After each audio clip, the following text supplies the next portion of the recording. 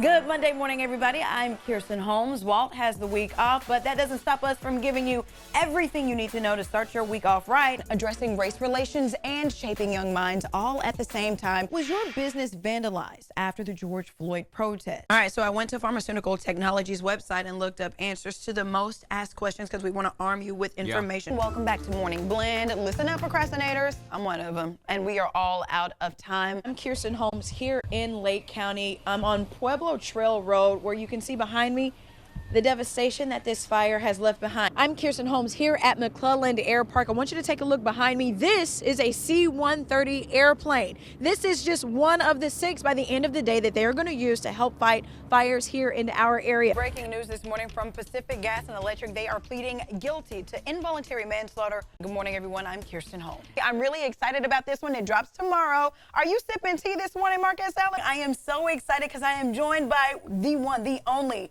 ABC's Adrienne Banker. Ogden Unified will start this next school year the same way they ended the last one, with closed campuses and distance learning. Let's talk about what's trending online right now. Where did you get your face mask? How quick were you to get that mask? And now it's all on your face, right? I love this guy. He can't even say nothing. Y'all, it's Friday. Y'all have a good one. We'll see y'all Monday.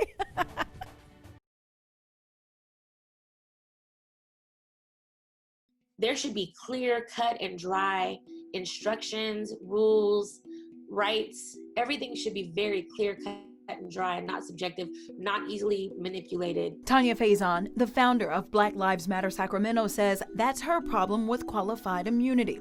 Sacramento attorney Mark Reichel agrees. He says the level of protection qualified immunity gives any and every government official is just too much. There has to be a case that says you can't do that because that deprives them of their rights. So if they can't find that, they may not be able to sue under qualified immunity. Qualified immunity is largely supported by conservatives and law enforcement. Timothy Davis with the Sacramento Police Officers Association says it's for good reason. As long as their actions aren't extremely egregious, and then they lose their qualified immunity. If an officer violates somebody's constitutional rights, then they don't get the qualified immunity.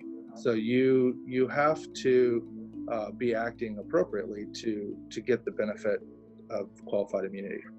Let's take a look at one of the court cases that the Supreme Court decided not to hear. In West versus Winfield, the plaintiff gave SWAT permission to go inside of her home to serve a warrant. Once inside, court documents say the officers damaged the plaintiff's home so much so that she couldn't live in it for 2 months. But when the officers were sued in civil court, because this isn't a criminal situation, the court said that the officers had qualified immunity and West was left picking up the pieces both literally and financially.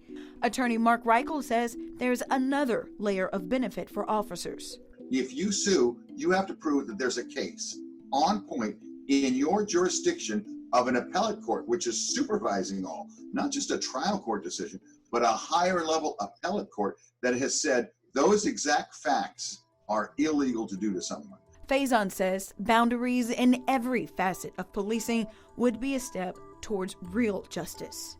We really need objective language in everything that has to do with police, especially when they're killing us.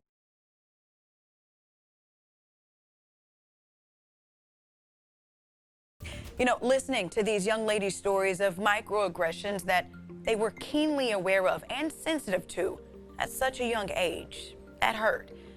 As a Black woman, of course, I have my own personal, painful experiences with racism, but to look into the faces and the eyes of several girls that look just like me, that's earth-shattering.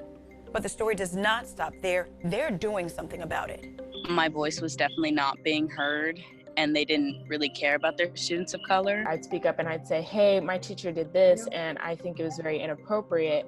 And they'd be like, oh yeah, we'll handle that. We'll have a conversation. That sentiment of dismissiveness went on for years. That's according to students who spoke out to St. Francis High School administration in 2 listening sessions that lasted for hours each.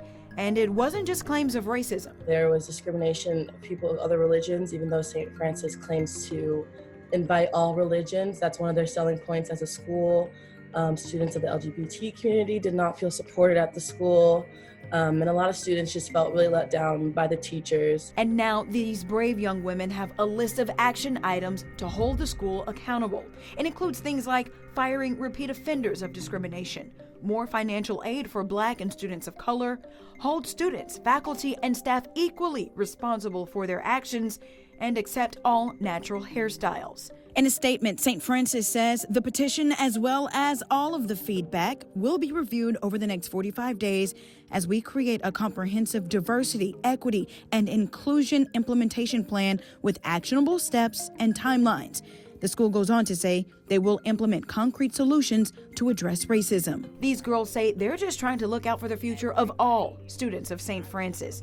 It's a privilege Elise says wasn't always available when saying goodbye to friends she left on campus. I felt like I have to go now and I'm leaving you to the sharks. And I'm really sorry about that. And I hated feeling that way.